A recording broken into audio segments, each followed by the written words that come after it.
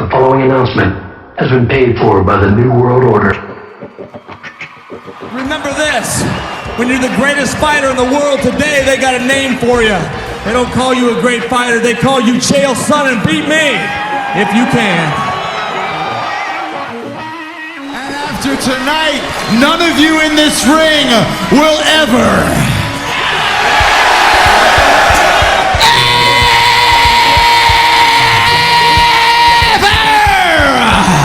be the same again. You're talking to the Rolex wearing, diamond ring wearing, kid stealing, woo, wheeling dealing, limousine riding, jet flying, son of a gun, and I'm having a hard time holding these alligators down. Woo! I'm gonna drink a Coors Light. That's a Coors Light because Bud Light won't pay me nothing. And I have in my cold beer. You have your cold beer? If not, you are fucking jabroni. Wash it down with 1 beer, 2 beers, 3 beers, a shot of whiskey. Yippee-ki-yay, motherfucker. The following announcement has been paid for by the New World Order. All right, welcome to another edition of the Filthy FRB Show. It's Saturday, February 14th. It's Valentine's Day. Of course, I'm joined by Filthy Tom Lawlor. And our guest today is going to fight at UFC 184 in LA, February 28th. His name is James Krause. What's going on, James? Yo, what's up, guys? Not too much, man. You're out in Colorado right now? Yep, I'm out at Colorado. I'm actually sitting outside of Factory X Muay Thai. I've been here for probably two and a half weeks. Just kind of finishing things up for my training camp and working on a couple of game plan deals. And, obviously been out here with Tim Elliott as he fights tonight. But, yeah, man, this is a great team out here and trying to finish everything up and feel sharp going into the 28th. Yeah, so Factory X, that's Mark Montoya's gym out there in the Denver area. How does his room differ from some of the other training camps or gyms that you've trained at? You know, it's a different vibe. It really is. I really enjoy it here. I feel like it's super underrated gym. There's just loads of talent here. Nate Marquardt's out here training, Brian Rogers, Marcus Edwards, Brian Foster, Joe Warren. And that's just, Kamozi's here. There's a ton of guys here. There's definitely not a lack of talent in this room for sure. But I really can appreciate Mark's teaching styles. He has a kind of a different outlook on things. He's very intelligent with his game plans. I just like the way he talks to his fighters and he talks to me. And really, everybody out here has been very welcoming to me, and kind of open their minds up for information. And everybody's just trying to help me out. So, I felt like from day one I was part of the team, and they really welcomed me and did everything they can to help me get ready for this fight. So, that doesn't happen a lot in other places. You kind of, if it's your first time in the gym, you kind of get a green light put on your back sometimes where, people just try to test you and see how good you are, but that's definitely not the vibe here. Yeah, James, we talked a little bit about, you have a fight coming up at UFC 184 that you've been training for against Valmir Lazaro, who it's pretty hard to find information on this dude. I don't know if he's been hiding out in parts unknown or if he's got some hidden ninja skill set. What can you tell us about him, if anything? Yeah, he comes from southern Brazil. He does his training camps at the Nova União gym. He's got a Muay Thai background. He likes to kick the leg low. He's a very durable guy. 12-3 with 9 knockouts. One fight in the UFC. He's 0-1, lost the decision to James Vick. It's pretty much the same with a lot of those Brazilians. They come in here with great records and they're tough, but this guy, he hasn't fought anybody. You know what I mean? He's got 9 knockouts, and that's what everybody keeps bringing up to me. Well, he's 12-3 and 9 knockouts. Is that where you? Well, I ask you guys, name one person he's knocked out. he's fought a bunch of punching bags from Brazil that don't know how to throw a punch, and that's not a shot. That's just cold hard facts. The fact is he's never fought anybody as good as me, and it's different. It's different when you get in there.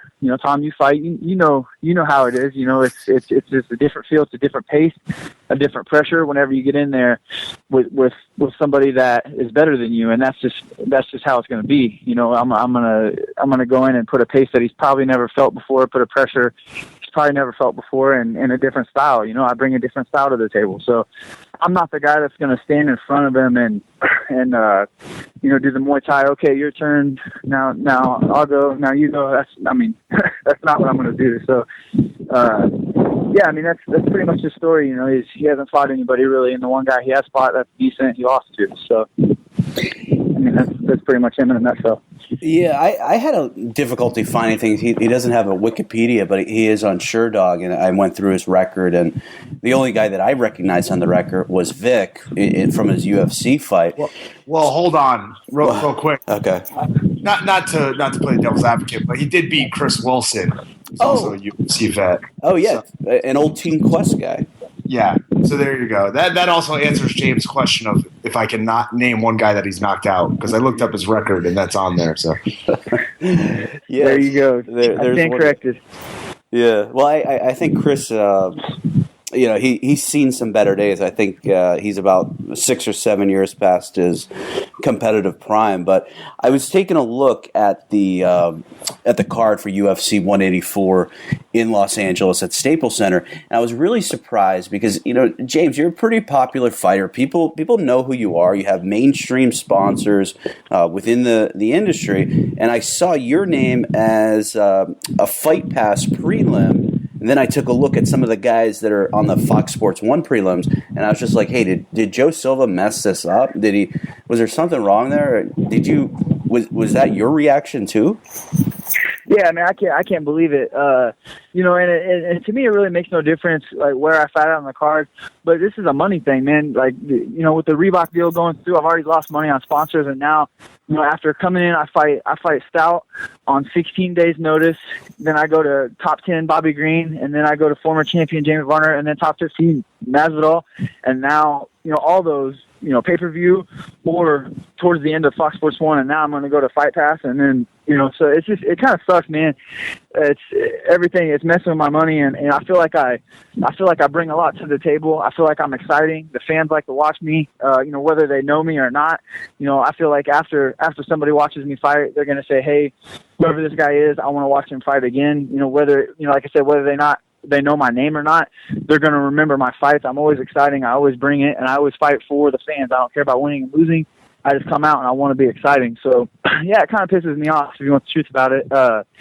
It's messing with my money, and I get, everybody saying that it's because of who I'm fighting. Well, put me with somebody else then, because it just doesn't make sense to me that I'm on Fight Pass, and you've literally got people that have never fought in the UFC that are higher on the card than I am. So how did you get matched with them? So the way I understand it, Joe Silva will go to your manager, Joe Booster, and he'll bring up 2 or 3 names, and then you'll say, I'll fight him or him. Was that how it was presented to you?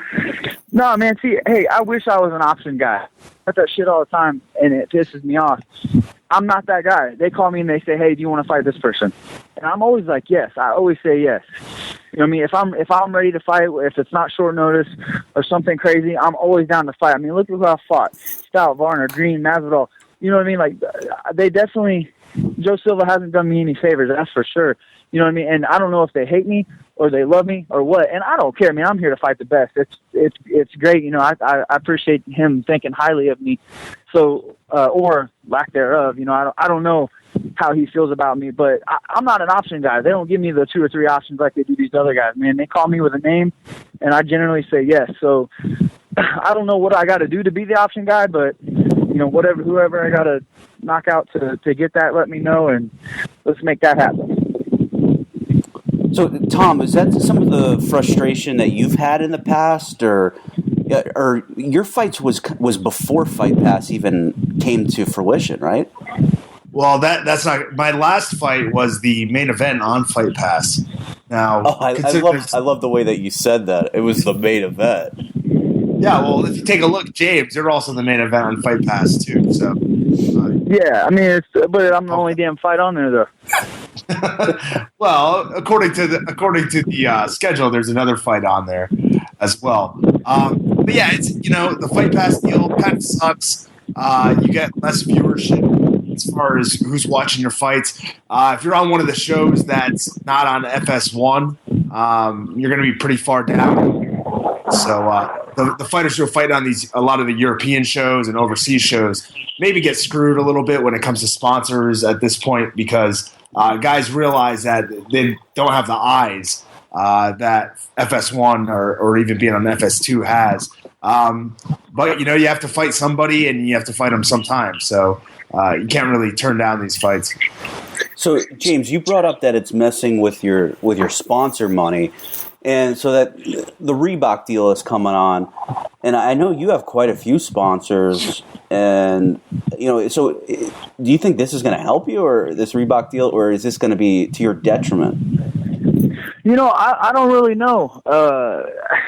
It's still, even though they keep putting new information out and stuff like that. Look, I'm the first guy to try to be positive about things. I don't try to be super negative about a lot of things, but here it's so hard to tell because they've brought out the tiered payment system and they brought out all this other stuff, but at the end of the day, we still don't know dollar amounts. So I can't honestly tell you. I have no idea. You know what I mean? Like all I know is right now, I've lost sponsors. I've lost monthly money coming in, and I'm on Fight Pass now, so I've lost even more money. And I get it, man. And I for sure I agree with Tom. I agree with you 100%, man.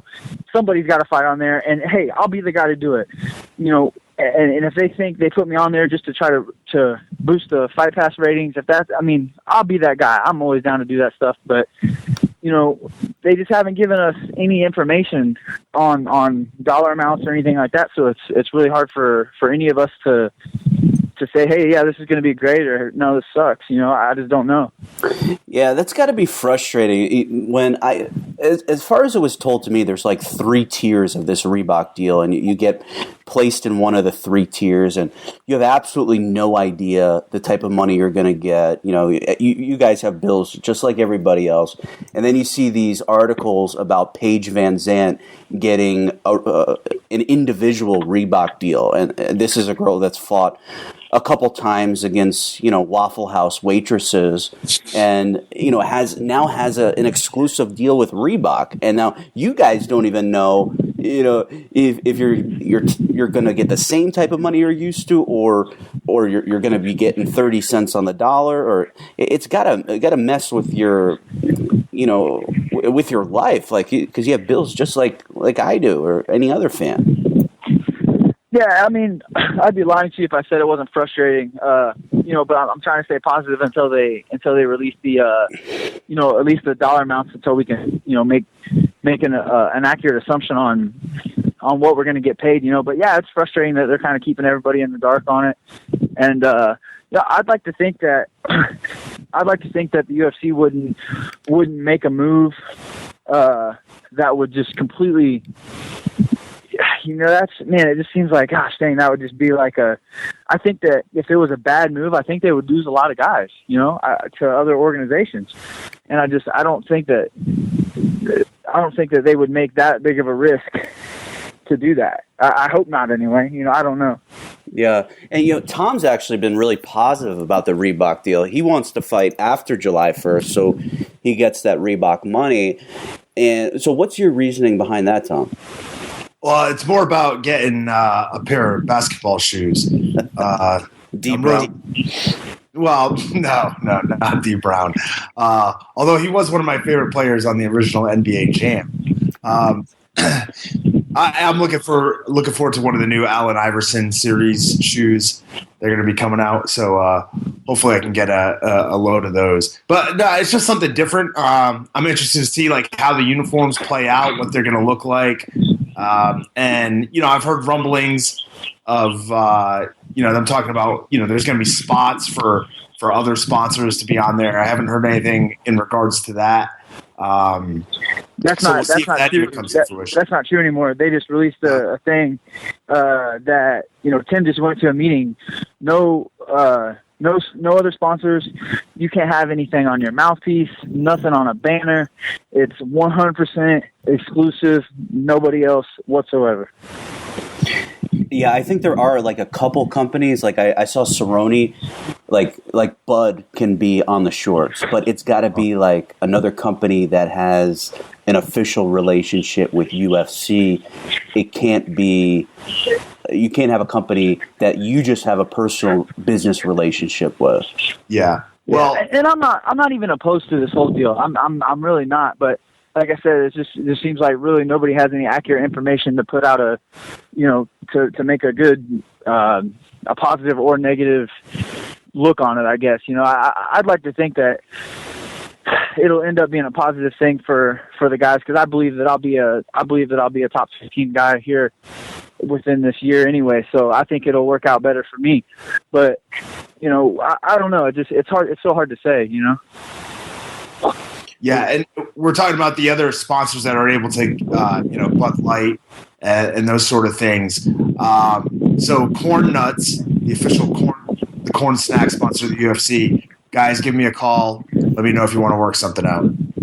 Yeah, dude. I remember being at a couple events and they'd hire 6 or 8 girls who would walk around with these little samples of, what are they called again? Corn? Yeah, Corn Nuts. Corn Nuts. They're absolutely delicious. Really? I think they're a Midwest thing, aren't they, James? Aren't they real popular out there? Yeah, we have them all over.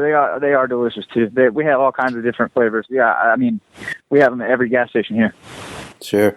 And I know a lot of fighters, they're kind of superstitious about not looking past the opponent that they have, but it's just kind of human nature to want to look forward or, look past your next opponent, because you got to have a plan in the grand scheme. So who's the guy after you beat up this Brazilian guy that no one's ever heard of? I don't have the answer to that. I know one thing. I know that I'm a top 15 fighter, and I think I'll be there this year. So whoever I have to fight to get into that spot, so be it. That's 100% fine with me. I don't want to call it looking past anyone. I train the same for every single person, whether it's the champ or somebody that nobody's ever heard of. I train the same. So I look past everybody, but I never overlook anybody, if that makes sense. Sure.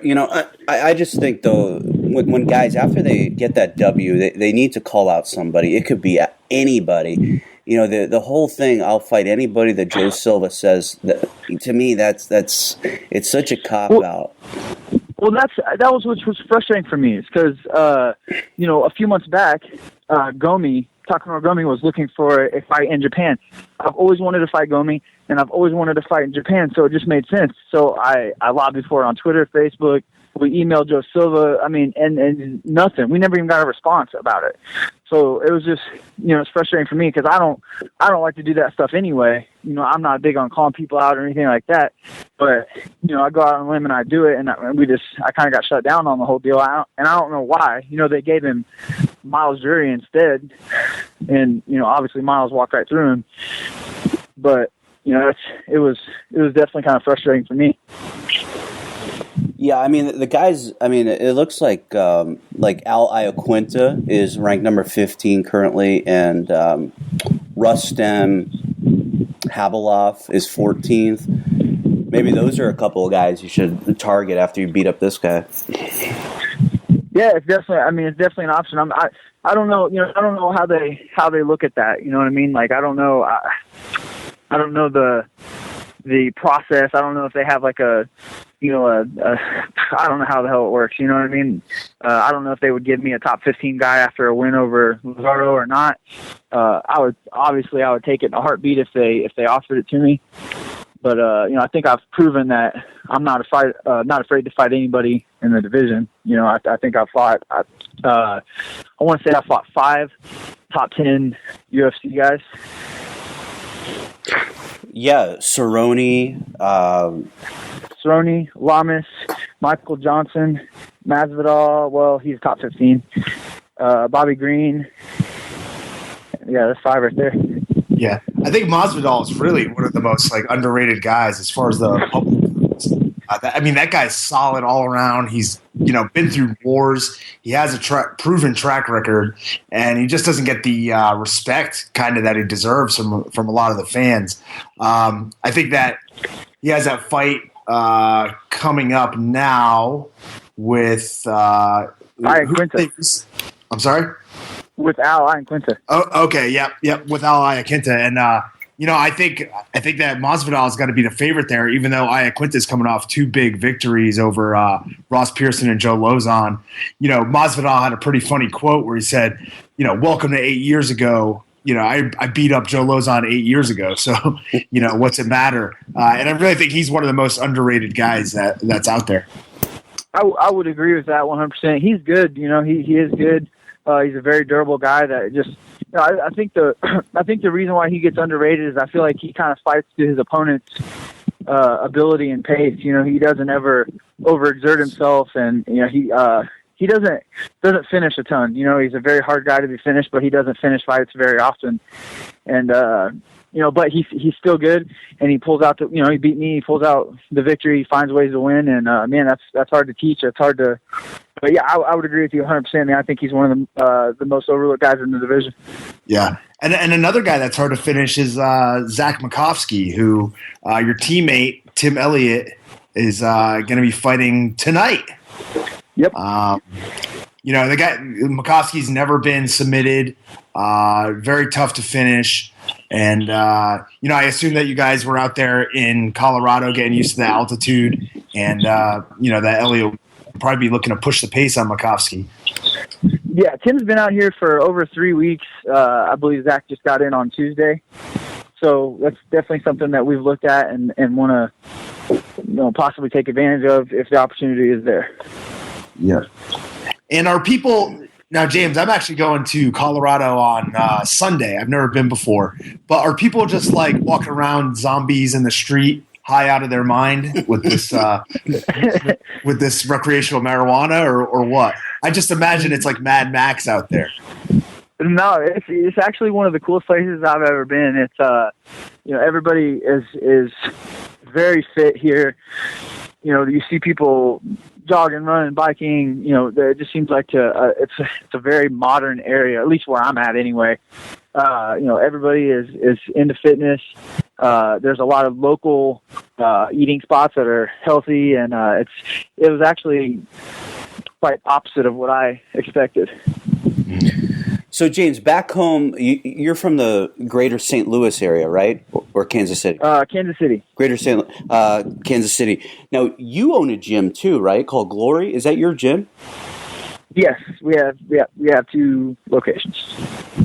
Wow. So now you were previously Grindhouse, right? Is that are you affiliated or did that become Glory or? How?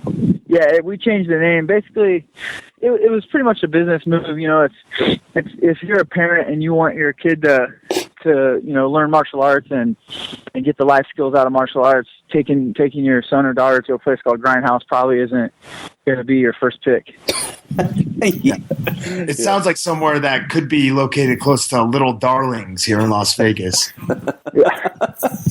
So yeah, it was a business decision. You know what I mean? It's just we broadened our audience with the name change, and it just made sense for us from a business perspective.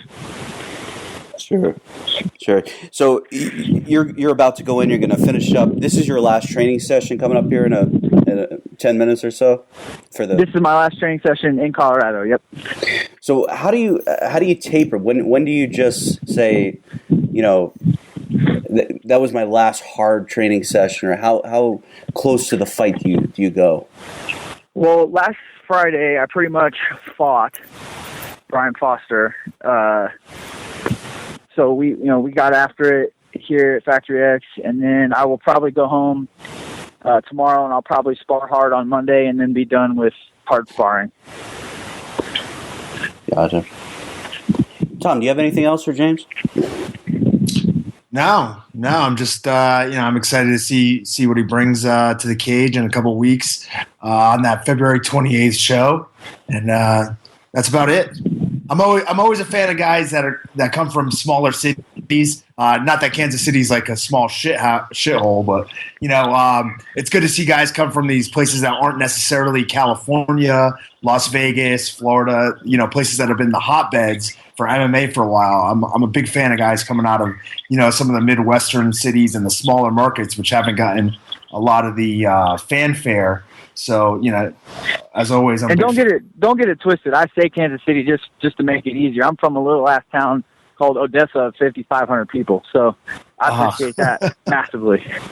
Well, my point was there's tough guys everywhere now. 10 years ago, you couldn't say the same thing. If you want to be one of the top guys in MMA, you had to be in California. You had to be in New York City, where there's a million training partners. Now you see guys that are able to make something out of themselves coming from these smaller towns. And to me, I think it's awesome. It's one of the great things about MMA. And, it kind of keeps evolving in that aspect. Yeah, thanks. It's definitely, I completely agree with that. It's cool to see. I enjoy watching guys come out of smaller towns and doing big things as well. It's exciting for me too. So I appreciate that. Great. Appreciate the time, James. Good. Best of luck on the 28th. Not that you need it, but we're looking forward to seeing you. I'll be logged into Fight Pass unless there's an injury. Maybe there's an injury that happens and you get promoted to the main card. I mean, that's not totally out of the realm of possibility. No, or 15 people miss weight like last night. Yeah, yeah, that seems to be happening, which is something you've never done, and never. You take fights on short notice too. Yeah, it's absurd, man. Apparently you don't have to make weight anymore. You can do drugs now. You can do cocaine, PEDs, whatever. I mean, you pretty much do whatever you want now. So, there's really no reason for me to follow the rules, right? It's just, why would I?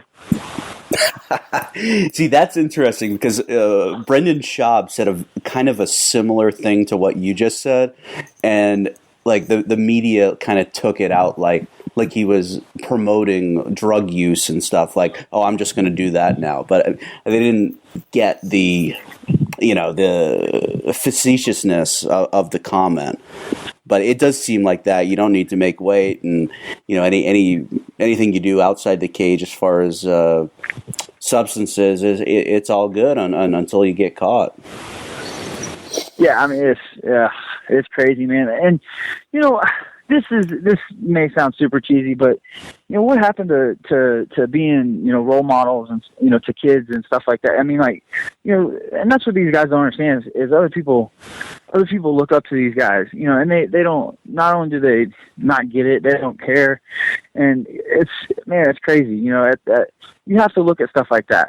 You really do. You're a professional athlete. And, I'm not going to name drop, but there's top guys in the division that these kids want to be like these guys. When they see this, you're sending a message to everybody saying that it's okay to do this stuff. Not even to do that, but just to do whatever you want and not worry about consequences. You send the wrong message to others by doing that. And that, it's I don't know. I think it's just, I think you guys get where I'm going. I hear you, man. It's ridiculous. I hear you. Hey, thanks for the time, man. And, like I said before, best of luck on the 28th, UFC 184 in Los Angeles. And we're looking forward to seeing you fight then. Thanks, man. Have a good workout. Thanks, guys. I appreciate it. Yeah, good luck. Thanks. Bye.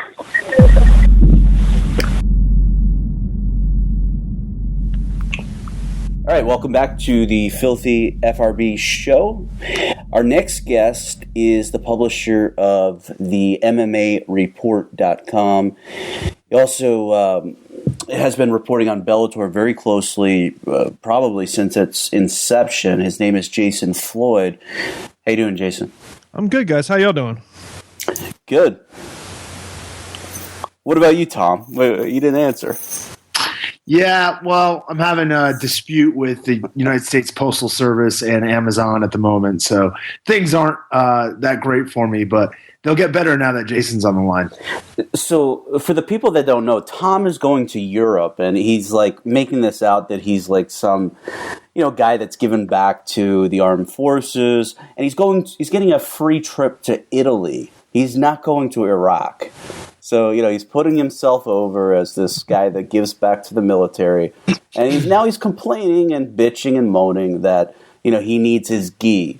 But why'd you wait till the last moment to order this gi? Well, I ordered specifically I ordered an ultralight gi. For those of you out there that train, you know what I'm talking about if you train in the gi. For those of you like Brian, who the only workout they do is the 12-ounce curls to the face with the Coors Light, then you don't know what I'm talking about. But it's a really light gi because I'm only traveling with one backpack. So, I waited. I ordered it. It was supposed to arrive yesterday. It was guaranteed to deliver yesterday. Did not happen. So I'm pissed off. And the only thing that's going to be able to stop that is probably going to be a bunch of free pizza in Italy. So, well, let's get to the important part. Let's talk to Jason. Enough about your whining there. Jason, the Bellator card last night from Fresno, California, the takeaway for me was, why the hell was Manhoef allowed to compete in that fight after getting brutally knocked out by Joe Schilling November 15th of last year? Brian, I was saying that from the moment they announced that fight. When they announced the fight, he was still on suspension. They announced it on December the 6th. He got a 45-day, 30-day no contact from the California Commission. First off, the blame, you have to look at Bellator. First off, because they had to go to the commission with the fight. And I just think that a guy who gets knocked out cold like that, he should not be returning 90 days later. And you know what? And he got knocked out cold once again. I hope we don't see him for at least 6 months, if not a year. Yeah, I mean, Tom, as a fighter, what do you think about a guy getting, especially a guy like Manhoef, who's been knocked out in MMA, has been through a ton of wars in kickboxing, gets knocked out November 15th, and here he is back last night, February 13th. Do you think it's the job of the promotion to protect the athletes from themselves? To a certain degree, yeah, for sure. I'm not sure. Honestly, after seeing the way that man who's been knocked out the past few times and taking into account, I'm sure the sparring sessions that he's in are no joke. And all the kickboxing matches he's had, he's getting to the tail end of his career anyways. He might want to start thinking about toning it down a little bit because, they advertise it as a Melvin Manhoef fight. Somebody's getting knocked out. Unfortunately, more recently it's been him that's on the receiving end of that. And at, age 38, it might be time to just, take a look at his style and say that he needs to change things up. Yeah, that's a really good point because I looked up, his birthday is in May, so he's going to be 39 in May.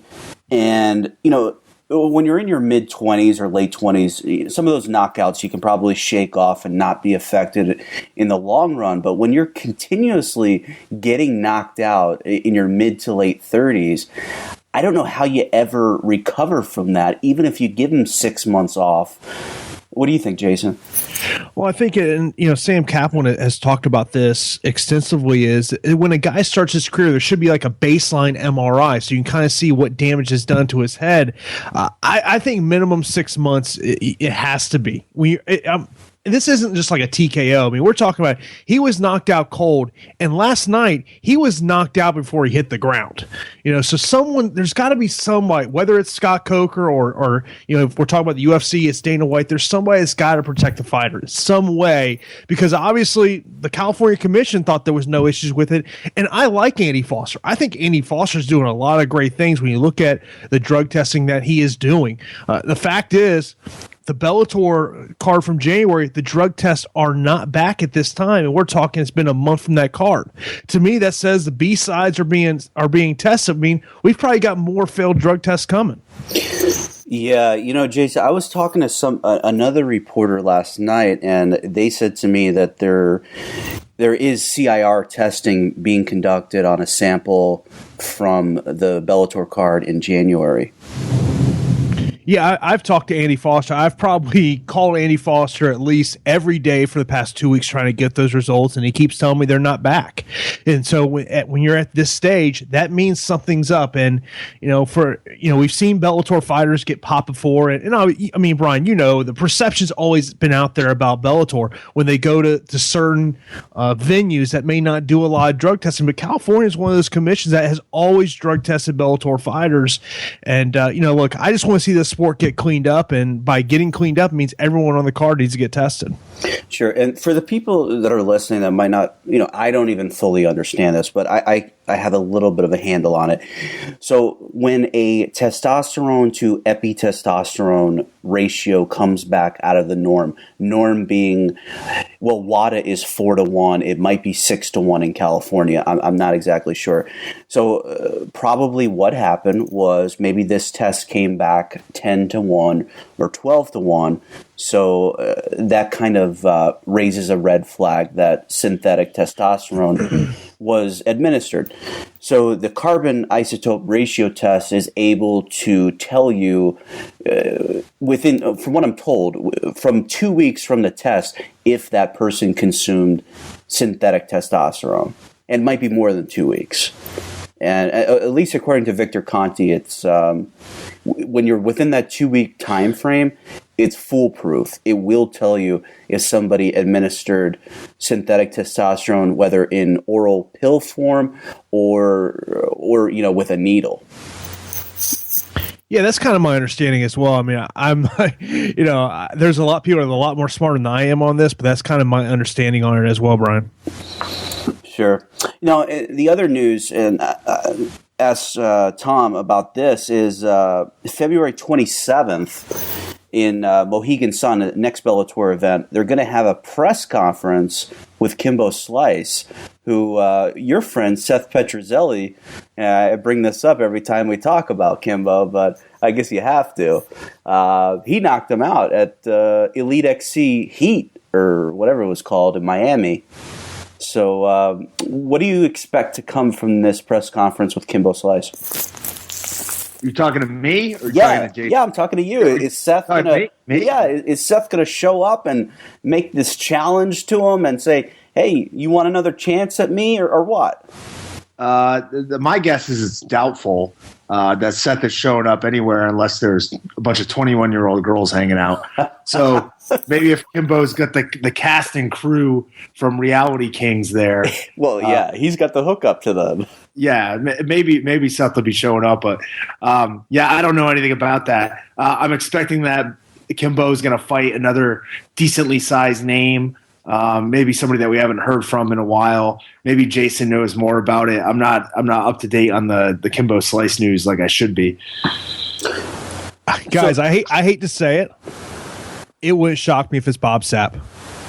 Ooh. Wow. I mean, that would be such a train wreck. It'd be interesting. But I thought it was interesting. I don't know if you guys saw the interview John Nash did with Coker like 2 weeks ago. He kept bringing up Bob Sapp's name the entire interview. And I'll give credit to Sam Kaplan pointed this one out to me. He said, he goes, man, it almost seems like maybe that's the guy they're bringing in for Kimbo. And I think that they're going to be very selective in what commission they go to. I don't think that if they went to the Mohegan Commission right now and brought up Kimbo Slice, I don't think Mike Mazzulli would license him for a fight. I think you're either going to see Kimbo fight in California or in Florida. Most likely Florida. Mm-hmm. Yeah, I mean, and then especially with Bob Sapp basically admitting on Ariel Helwani's show that he's lost fights on purpose. I mean, like a New Jersey commissioner, Mohegan Sun, or Ohio, or Nevada. I mean, when you're on record saying that, I don't know how they're going to give you a license. But Brian, you know what the scary thing is there'll probably be more people that would watch that fight as opposed to tonight's Benson Henderson Brandon Thatch match. Well, yeah, you're right. And that's one of the things that Coker was talking to John Nash on BloodyElbow.com in that video about a week ago. He was talking about just what a cultural icon Bob Sapp was in Japan. He had, blue chip sponsors, and now, he won quite a few fights, and now he's just kind of become a laughingstock because he loses fights on purpose. But if you're Bellator and you're Viacom, you got to build up Kimbo Slice. I don't know if Kimbo Slice is still a thing in 2015. This isn't 2010 anymore, so I don't know if 1 million, 2 million people are going to tune in to Spike TV just because Kimbo Slice is fighting. I still say I think the key for Bellator when you're using a guy like Kimbo Slice is, can you use Kimbo to get other talent out of American Top Team? And that's one of the teams that we really haven't seen put talent in Bellator recently. Now, they have some talent that has been in Bellator in the past, like Will Brooks, Daniel Strauss, guys like that, but you haven't seen those American Top Team guys signing with Bellator recently. Can they use Kimbo to get those guys? Sure. Yeah, kind of like AKA, like any new prospect that AKA or Zinkin has is going directly to Bellator. But, Tom, is Kimbo Slice still a thing in 2015 in your estimation? Yeah, actually, I think he is. You'd be surprised at the people that you run into on the street who still recognize Kimbo Slice. Obviously, it's an important topic for me as I run into people on the street. That's the first thing I bring up. It's like, hey, you know this guy Kimbo Slice? There's a lot of people that don't even know that he's fought MMA still and lost, which is alarming in a way.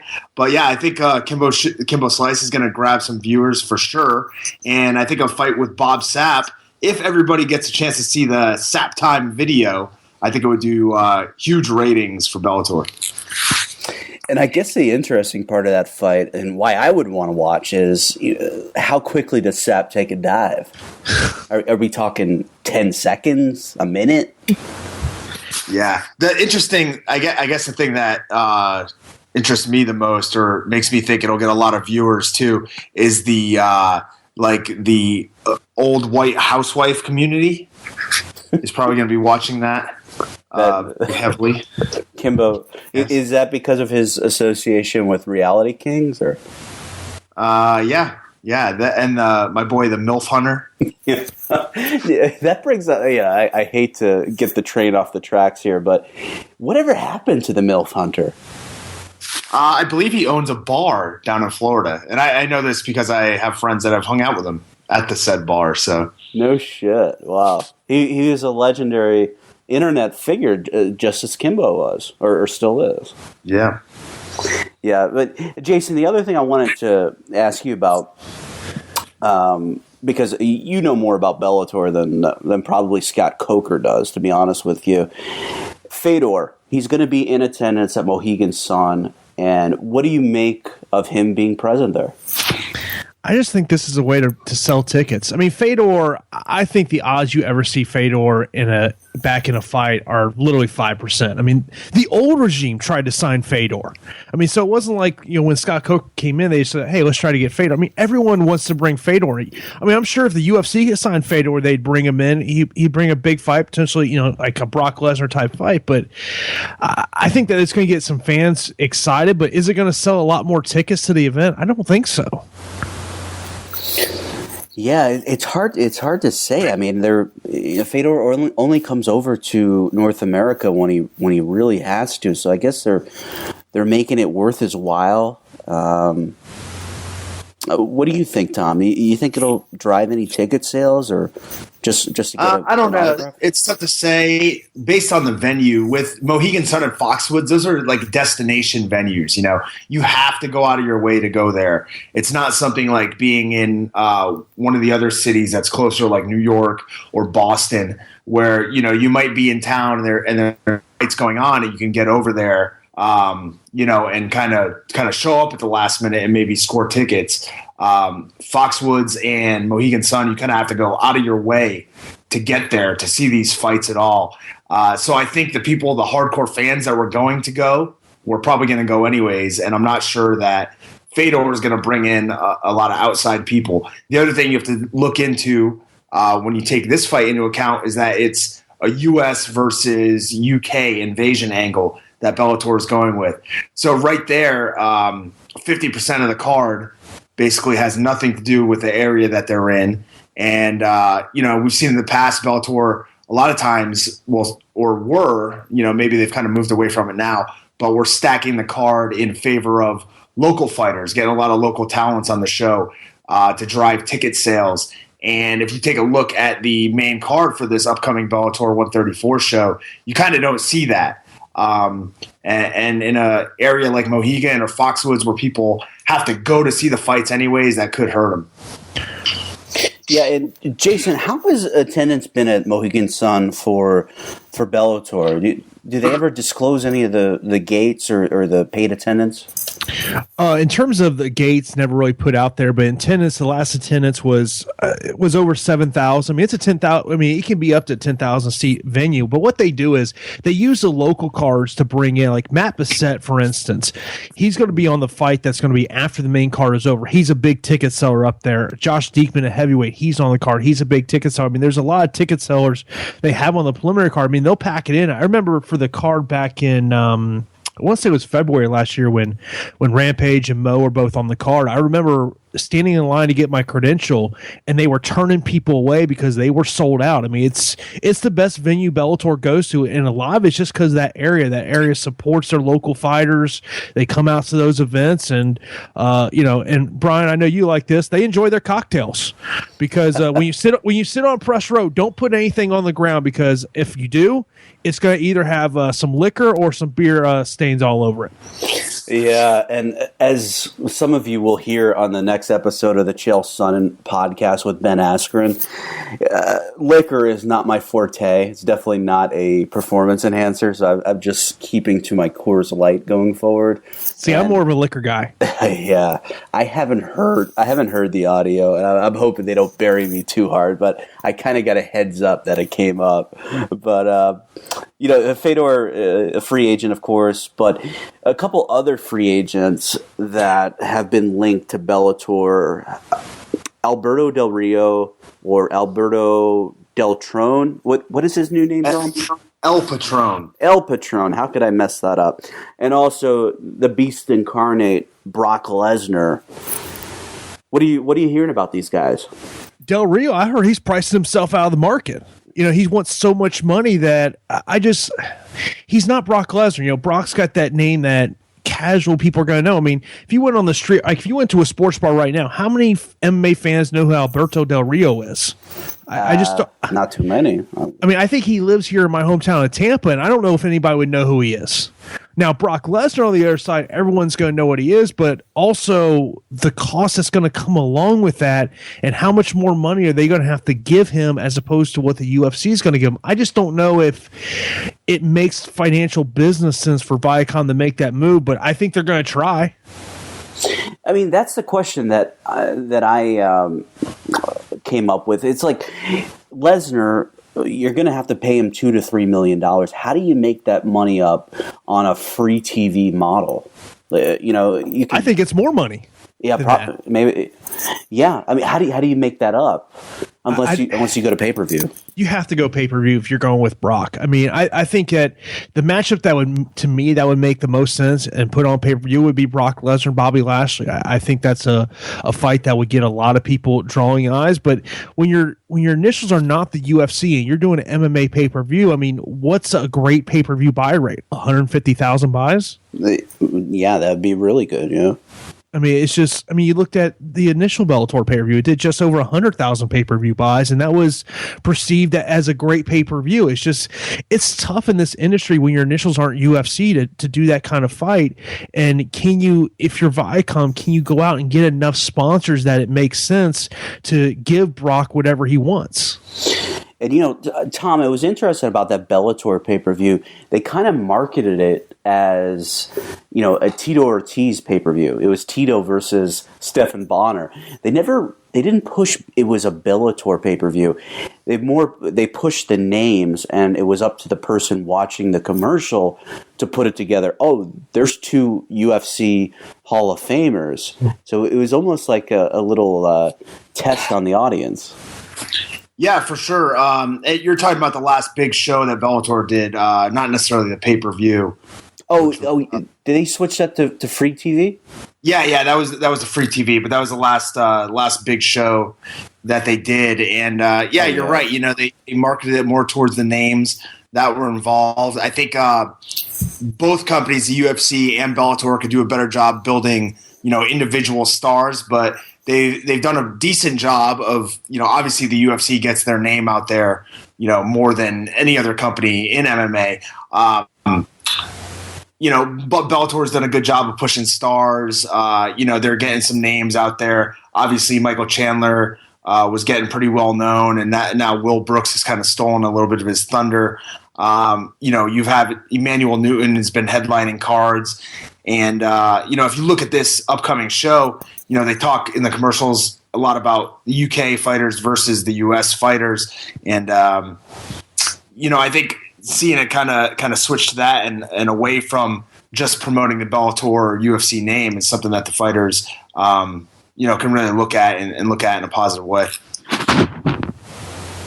Sure. Yeah, and, you know, Jason, I know as, you know, a Bellator insider and somebody was covering them closer than anybody, really, you know, before they kind of, you know, went on Viacom and all this. The last time you spoke to Bjorn Rebney, where, when, what was said? You know, have you tried to reach out to him since? Yeah, the last time I saw him personally was at the Bellator 120 card, and this was after the press conference was over. He'd done a scrum, and, you know, I was getting ready to pack things up, and he said, he goes, "What'd you think of the card tonight?" And I said, it was all right. He goes, "Just all right?" I go, "Bjorn, the pacing was awful." And basically he goes, "Fuck you." And I go, "All right." And literally, and I talked to him on the phone literally probably was like a week before he got fired in New York when him and Tim Donagher got fired. And I said to him, I go, "Come on, what about these rumors?" And I mean, I had heard the rumors for, you know, 2 years that he could be out, and he's like, "No, man." He goes, I'm here, but, you know, and I think when him and Tim Donagher went to New York, they had no idea they were going to get fired, and obviously Bjorn had to be bought out.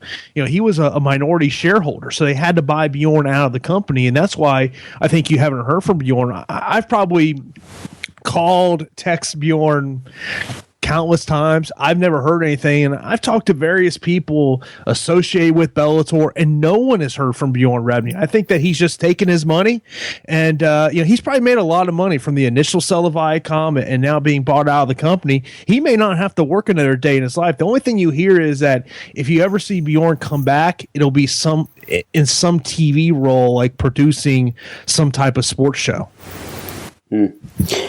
Yeah, that's interesting. I mean, I keep seeing the tweet come up on my timeline about him saying something about Mexico. Yeah, I think that was during the World Cup. Oh, okay. Okay. But why was the World Cup? It wasn't in Mexico, was it? It was in Brazil, right? It was in Brazil, but I think, you know, Mexico was playing some game, and like I think maybe they won like an extra time or something like that. But yeah, that's, you know, no one's heard from him. You know, I know there's people I've talked to that have heard from Tim Donagher, but when it comes to Bjorn, man, it's like he's just fallen off the earth. How would you describe your relationship with Bjorn? Was it a friendship, or was it just strictly asking him questions about Bellator MMA? I mean, look, it was reporter to CEO type thing. I mean, I think I probably had a better relationship with Bjorn than anybody else did. I mean, I was able to find out some things, get some info. But there was also times where, you know, he would say, "Fuck you," you know, and he didn't agree with what I thought. I think the reason Bjorn always respected me was I was honest with him. You know, he would say something to me, and I said, "Bjorn, that's a really bad idea." I mean, Bjorn, they made a lot of bad decisions. You can look at the Eddie Alvarez situation, a horrible decision. And maybe if the Eddie Alvarez thing doesn't go down the way it goes down, maybe Bjorn's still running Bellator. I mean, he just made a lot of mistakes, you know, but I mean, look, you would hear the horror stories about what Bjorn was like in the office. You just would hear, I mean, you still hear it to this day of how bad he was, but at the end of the day, somehow Bjorn Rebney was able to get guys to sign with Bellator, and with as bad as people think of him, it's kind of amazing how he could sign fighters. Yeah, and I was listening to your podcast that you do with Sam Kaplan, MMA Insiders, and Tom, you might think this is funny, but Sam brought up a story that Bjorn accused him of being Front Row Brian because of some leaks. And he accused Sam Kaplan of being me. Poor Sam Kaplan. But I mean, I just thought that was funny, man. Brian, there are still people in Bellator right now, with Bjorn gone and everyone else being gone, that have literally said, how the hell do you know what's going on in our building? Yeah, well, and if I tell them, nobody's ever going to tell me anything. But Brian, you know this. This is a small industry. Everyone talks. Sure. I mean, it's not that hard to find out information. If you know who to call, you can find out any information you want in this business. Yeah, and most people they want to talk. I don't know what their motive is, but they usually want to tell you something. Yeah, see, that's the thing. You have to make sure it's like, okay, why are they telling me this? Are they trying to use me? And sometimes when the information's so good, you almost say, man, is this too good to be true? And am I being used to put something out there that's not really true? My experience is, maybe their intentions is to embarrass Bellator or another organization, but the information is accurate because they know that I also have a platform that if they feed me bullshit, that I could throw it right back on them and say, what this person was trying to do. Oh yeah, I mean, I've dealt with that. I mean, we get some information that obviously there's always going to be people who want to bash other fighters, other managers, but that's why I always say you try to get 2 or 3 different sources on it to try to figure out what is really going on. Yeah, so with Bjorn gone, and their main PR guy also gone, and his assistant, the girl, I forget her name. How has your relationship changed with Bellator? Dealing with their PR department. I don't think it's really changed at all. I mean, I think that it's you have to work together. When you're doing PR, I mean, it's if I hear a fight booking, I'm gonna call someone up in Bellator and try to get confirmation. I mean, I think it's been pretty good. I think the new regime and the new PR staff, they're trying to figure out. I mean, their new PR director's been around in MMA. He was the PR director for the World Series of Fighting for some time. He's worked with Coker in the past, so he knows the MMA industry. He knows who he's going to call to. I personally think I have a good relationship. I guess my first I was at the last Mohegan card. I'll be at this Mohegan card. So I'll see if anything's different, if maybe they shut me out at all. Yeah, I don't think so. I think they appreciate that, you're one of the few media people who put Bellator, I'm not saying that you have any allegiance to them. I'm just saying that you give them more attention than your average person who's, covering UFC. And I'll tell you, the reason I did that was when I was working in radio covering MMA and I decided to, start my own website. I just looked at what was in the MMA websites out there, and everything was the same. And I was like, you got to be different. Like I tell anybody who wants to start a website, you can't just be MMA junkie. You can't be MMA fighting and just simply copy and paste what they post. You got to put original stories out there. And at the time, I said, you know what? No one's really covering Bellator. They're the de facto number 2 promotion, which, I mean, look, they're nowhere near close to UFC. But, it's just go out there and give them coverage. And I think that when you offer content that's not out there, you're going to get recognized quicker than just literally just every time UFC announce a fight booking, posting that story. Yeah, I totally agree with you on that. And here's a question for Tom first, and then also you, Jason. In the 7 or 8 months that Scott Coker has been steering the wheel, so to speak, at Bellator, what are some of the positives? What are any negatives? I mean, I haven't really heard any negatives, but what do you guys think?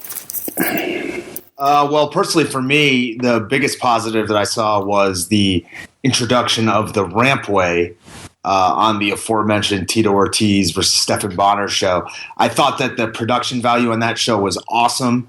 I thought, the little things they added into the entrances.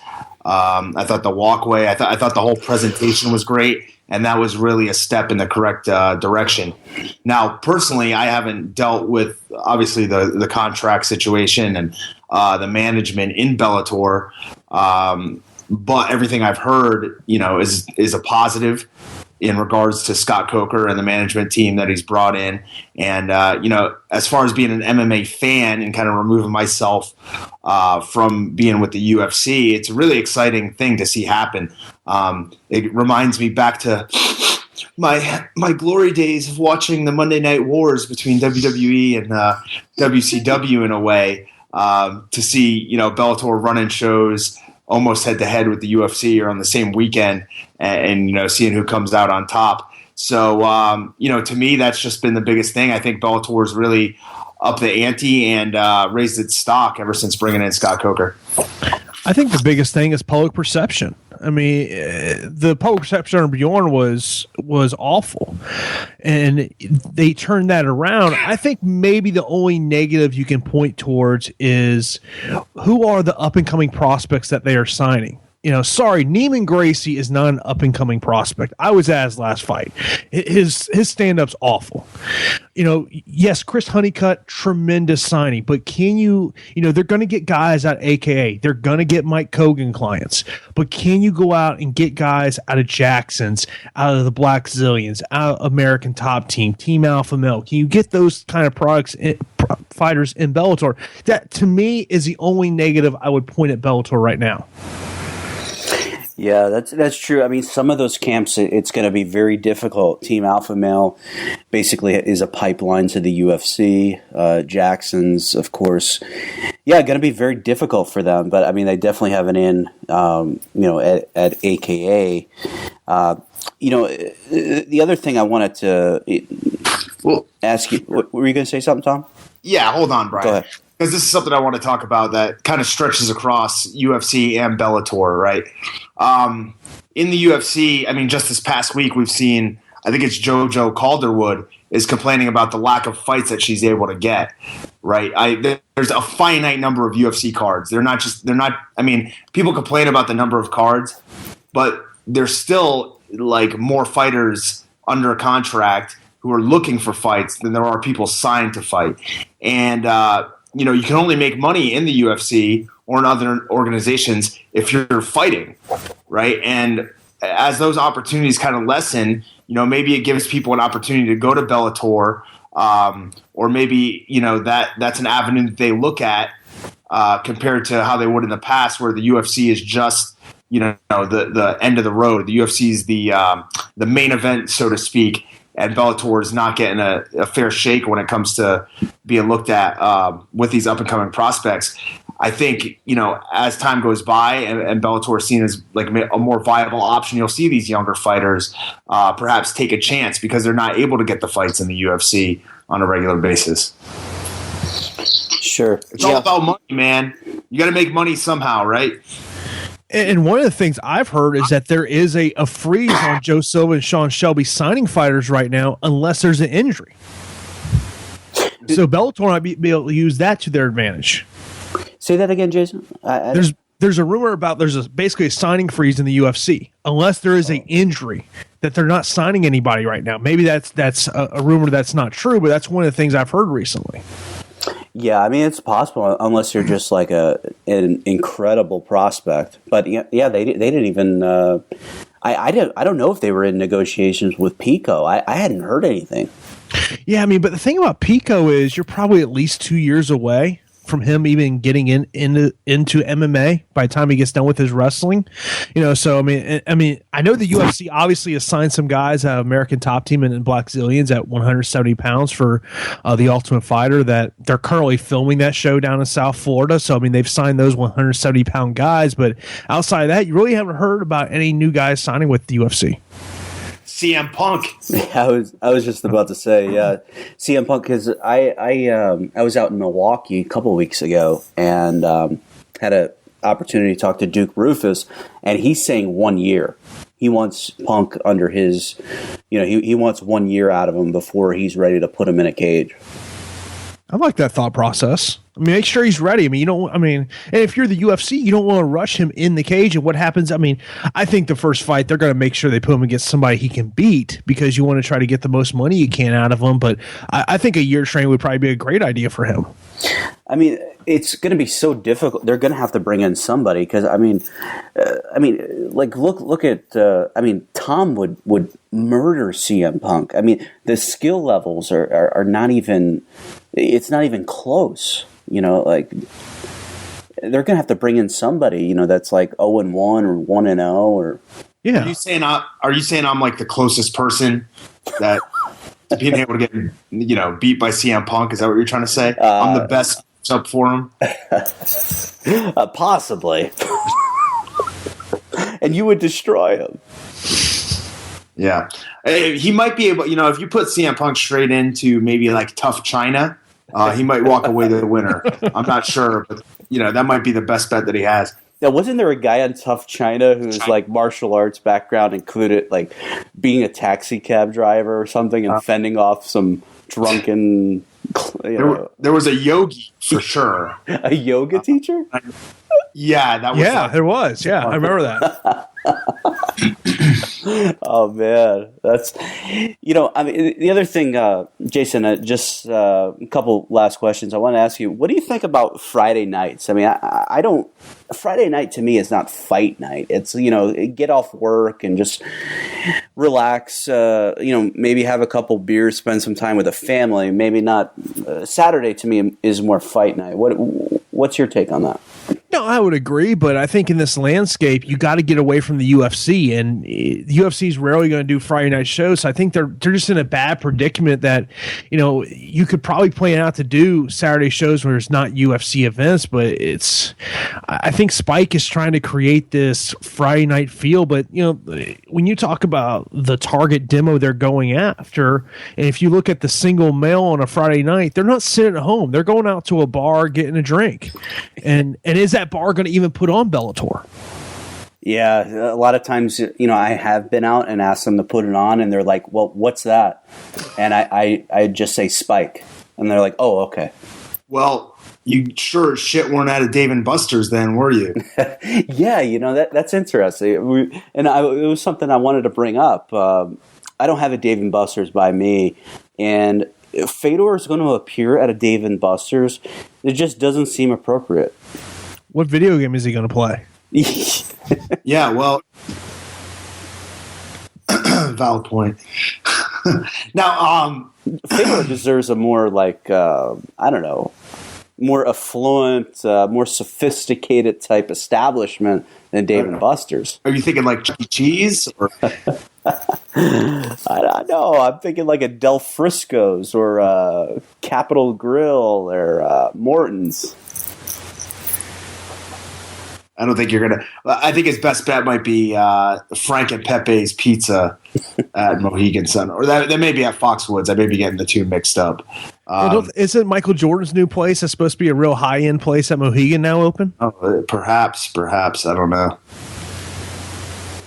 Yeah. The only real experience I could say that I've had at Bellator and at Mohegan that kind of relates to this is watching Seth Petrozelli get stopped from going into his own after party at Mohegan Sun. So, I don't mess around with at Mohegan Sun too much. They put the fear of God in me that day. So they weren't going to let you in either, right? Well, what happened is Seth had just fought and just beaten Rico Rodriguez, and I had already been inside the club. Setting up bottle service and, being fed grapes and fanned down by various women in the club. And Seth's outside getting ready to come in. Well, he forgot his ID. So the security guys, the big Native American gentlemen working the door, were like, "Oh, just go get your ID. We can't let you in without it. We saw you fight earlier. Congrats." So I got a call from Seth, and luckily at the time, for absolutely no illegal reasoning, I had a fake ID or a second ID, a spare ID, and which I gave somebody to give to Seth, who then tried to come in, and of course they're like, "You're an idiot. Like, we know who you are. We just told you, congrats on the fight. We know your name, and you're trying to use an ID to get in here." So then they called extra security, and they showed up and wanted to let him in. So. Wow, that's quite a story. So what is the name of that place at Mohegan? Where I was? Oh, I can't remember. Yeah. Well, I mean, Jason, just finish up with this. What do you see, like, I guess the 2015 plan for Bellator is pretty much out there. 2016, how many of these tentpole events, as Coker likes to call them, and then how many of their, like, fight night type events, what do you see the schedule shaping up as? I mean, I've heard they want to go to 6 to 8 tentpole events in 2016. I mean, that's the one thing I've heard. But I think when you're talking about these tentpole events, do you have the big name guys to pull off these events? How many more fights are you gonna get out of Tito Ortiz? I just don't know how many. I mean, I've heard the rumblings that there's only 2 more fights left on Tito's deal, and obviously his next fight looks like it's going to be for a title matchup. But outside Tito, I guess you put Kimbo, but can they really put these events together and also go into the right markets and sell tickets? I mean, I can't tell you how many times I've been to a Bellator event and there's 1,000 people in the arena or in a casino ballroom. I mean, you can't be doing these tentpole events where you're only having 1,000, 2,000 people. I mean, you got to have 6,000, 7,000 people at those tentpole events to make them work financially. I mean, and that's the key. I mean, they brought in Scott Coker to turn Bellator around, to make Bellator a profitable company. I just don't think they're a profitable company at this point. Yeah, and that reminds me, have you heard any updates on Rampage Jackson? Because UFC seems to think that Bellator is in breach of that contract on several different fronts. And, the couple people that I've talked to at Bellator say that, no, they're going to fight this, and it's not going to be as easy as the UFC thinks. Well, if you're going to fight it, where's your injunction? They still haven't filed an injunction to stop him from fighting. I tend to believe that Lorenzo and the Zuffa lawyers have looked over that deal, and they're very confident that there's a breach. I mean, there's so many aspects of that contract. And the one thing I've never gotten about Scott Coker is, I get that Scott wants to blame the former regime for certain aspects. But when you talk about that Rampage deal, it just wasn't Bjorn Rebney negotiating that deal. It was all the higher-ups in Viacom that were negotiating that deal because there were several aspects to that deal. My guess is you'll never see Rampage back in the Bellator cage.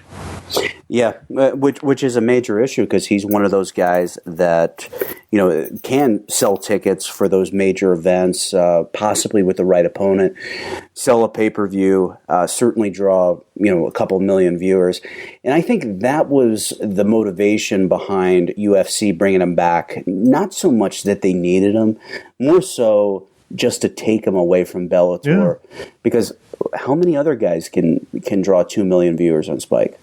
I mean, literally, it's Tito. Yeah. That's it. I mean, how many guys can draw 1.3 million viewers to Spike for Bellator right now? Oh, I don't know. I mean, like Patricio Pitbull, incredible fighter. Will Brooks, incredible fighter. Michael Chandler, Douglas Lima. I mean, go down the line. But I don't think any of those guys are getting 1.3 million people to watch their fight. I agree with you. Yeah, I mean they're great fighters, and we don't know how great they are until they face top tier competition. But and I think and that's a big key for me if you're Bellator going forward is you got to make sure all those guys are happy. Patricio Pitbull, he only has a couple of fights left on his deal. He's going to test free agency, and I would think that Patricio Pitbull would have a lot of value to the UFC, and particularly in Brazil, because my understanding is when he fights, the TV ratings in Brazil are unreal. Well, Jason, I appreciate the time. I mean, really great insight into Bellator. And people can find your website, the MMAreport.com. And then also tell them how they can get that podcast with you and Sam Kaplan. Yeah, you can either go on radioinfluence.com, SoundCloud, iTunes, or Stitcher. And on iTunes and Stitcher, just simply search MMA Insiders. It'll be the first thing you find. And, it's always interesting to hear from Sam, someone who's run an organization, and to kind of get his thoughts. Sometimes I just learn, asking him things about how a promotion runs, because there's not really anyone else out there that can really give you that insight of why a promotion does things the way they do it.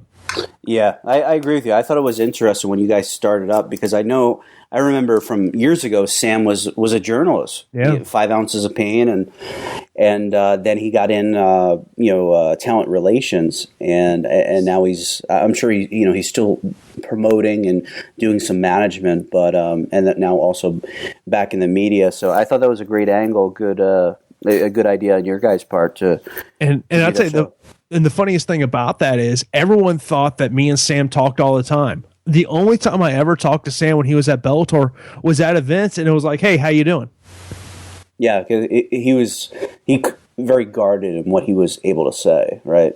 Yeah, and there's a lot of people in Bellator that were always very guarded about. There was one person when there was something going down at a weigh-in. He looks at me, and goes, "Man, I can't tell you. You're a reporter." He goes, "If I get caught telling you, I'm done."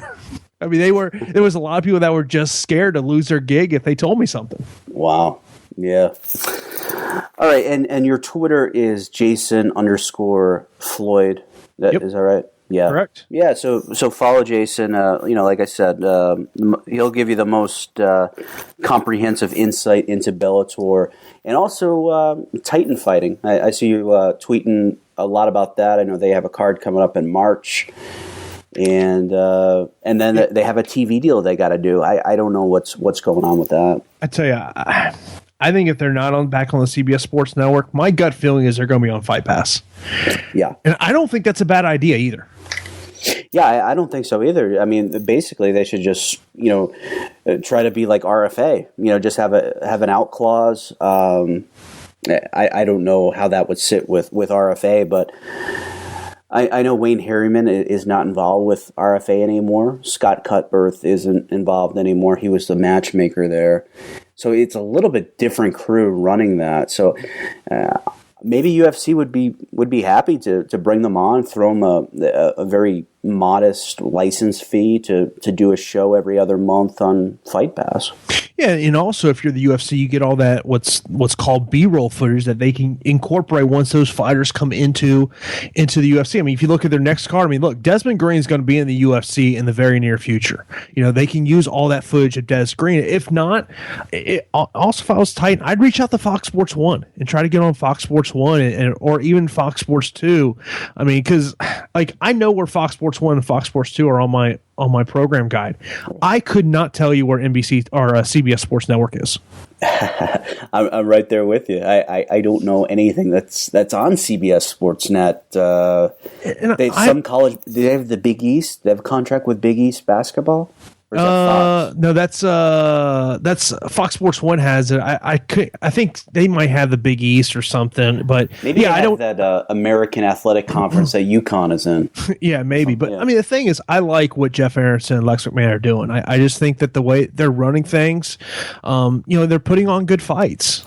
You can knock them for still being managers, but I think they're doing things the right way. Yeah, I mean, and I understand there is an inherent conflict of interest when you're a promoter and manager, but when you're talking about these second-tier promotions, the important part is guys have an opportunity to make a living. Mm-hmm. And if there's a conflict of interest, then I guess there is. But it's better than these guys fighting on, some card that's not going to be on television, or they're getting paid peanuts. So I mean that's it's not an ideal situation, but I guess that's what it is. And they're not booking the Alchemist fighters in Titan are not getting easy fights. I mean, they're booking tough fights for their fighters. So it's not like they're trying to give them easy fights to get into the UFC. It's, hey, they're going to face the best guys we have under contract. And that's why I like what they're doing. Sure. Yeah. All right, Jason. Hey, man, I really appreciate the time. A lot of great information as always. And anybody that's listening, make sure follow him on Twitter, Jason_Floyd, and you won't regret it for sure. Thanks, man. I appreciate the time. Cool, man. Thanks, man. All right. Take care. All right.